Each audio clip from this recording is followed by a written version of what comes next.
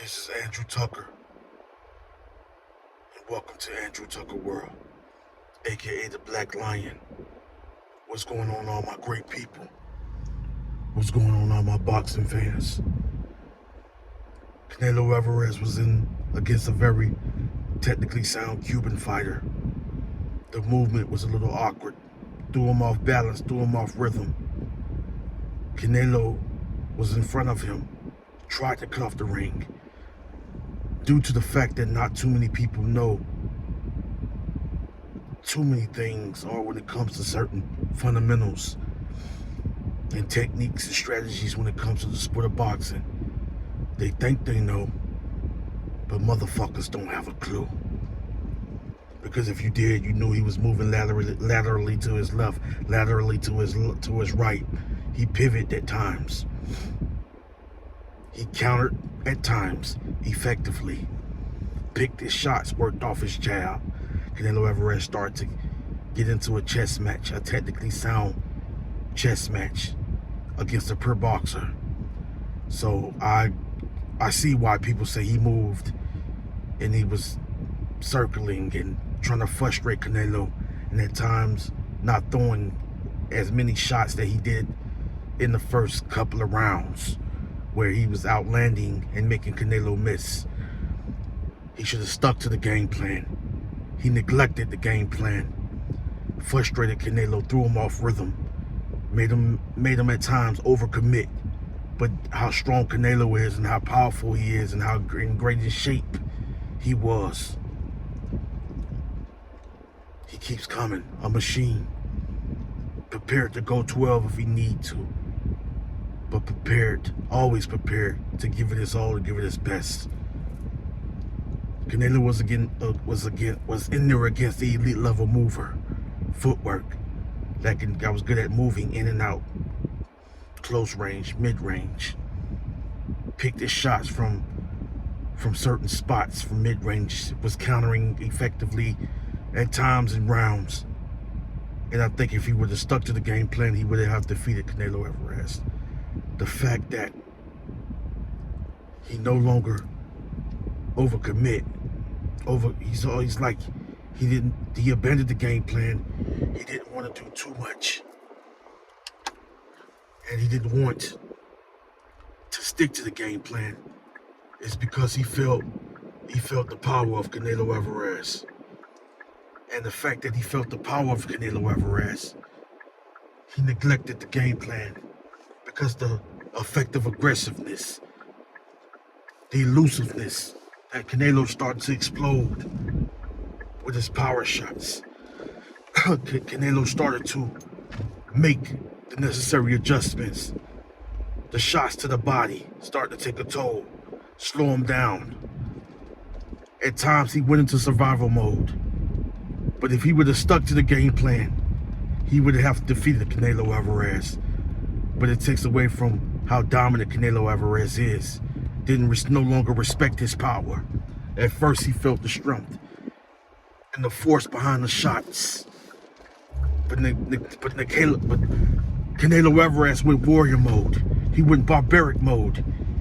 He was like, I gotta turn into this warrior. I gotta turn into this monster and let this guy know that I can now take his power shots. I can take his shots that have effect on me.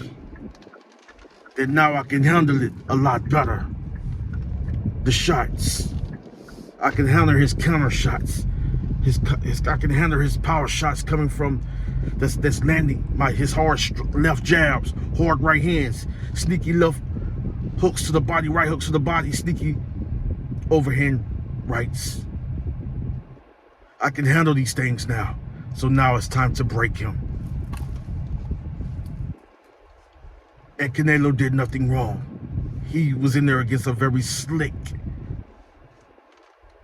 Cuban style. Of a style that knew how to trap you, counter you, set you up in traps that Canelo did run into right hands.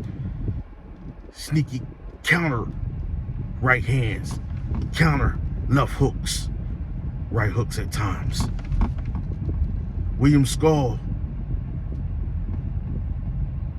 pretty much neglected the game plan because he started to witness the monster in Canelo got into that, figured out his rhythm, figured out that now I know how to trap you. And the fact that I know how to trap you, I'm going to neutralize what you do best. Canelo came in with the body shots. Nice, decent counter right hands, overhand rights, looping right hands. His left jab was pumping to the body, to the head. I'm going to land the plane. Some people weren't impressed at all with the performance of William Skull. They said it was a boring fight due to the fact that he now had to get to a point where now it's time for me to survive. I couldn't frustrate him. I couldn't get him to tire out, fatigue, gas out, fade. I didn't do an excellent job at frustrating him, or I couldn't do it because he's that much of a machine. Canelo have declined majorly, but still in great enough shape, and skilled enough and strong enough and powerful enough, and so that's still much more of a monster that he's going to give Crawford. They have also slightly declined. A great fight, great enough for these two guys within their age ranges to complement the sport of boxing, but to also satisfy the boxing fans. But I come to let you guys know right now, here and now, a new king will be crowned September. If any style is so problematic, you thought Dimitri Bivol style was problematic for a great warrior king of boxing like Canelo Alvarez, Crawford, even still at the age he is now, or where he stands today, is much more of a problem. These are two cerebral Wolverine, Thor, Incredible Hulk, X-Men type of fighters. They are mutants, superhumans, highly skilled, highly powerful. Crawford would handle certain power shots coming from Canelo that not too many other fighters was able to handle other than a Triple G, or Danny Jacobs, or Daniel Jacobs. I agree. I gotta go with Crawford on this one. Win or lose, much love and respect to both warriors. But Canelo is going to get his ass destroyed in a great fight against Terrence Boyd Crawford. I could be right, I could be wrong, but I stand with Crawford being crowned as new undisputed super middleweight king. Selah.